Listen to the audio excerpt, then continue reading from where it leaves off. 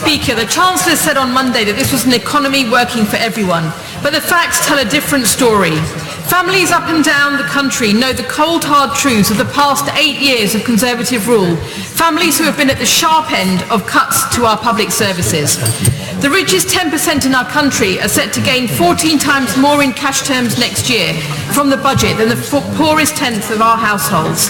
Growth is set to be below 2% in every forecast year, almost unheard of, and figures for the UK are now 60% below the G20 average. UK manufacturing growth has fallen to its lowest level since 2016, well below the forecast before Brexit. And what about children and young people? Wards in my constituency now have 40% children growing up in poverty. This year, 3.1 million children with working parents will be below the official breadline, and much of the 1 million increase since 2010 is due to government benefits policy changes. Mr. Speaker, the impact of cuts on children was brought home to me when over 100 teachers from Hounslow visited Parliament a few weeks ago. When asked what the issues were that were impacting children's attainment in their schools, 2/3 said mental health, over a half said food poverty, and many also referred to difficulties at home.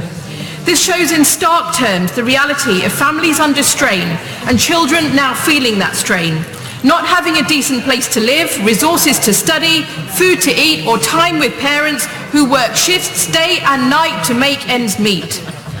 Mr. Speaker, the value of child benefit has fallen 17% since 2009, while the value of the state pension has risen by 54%.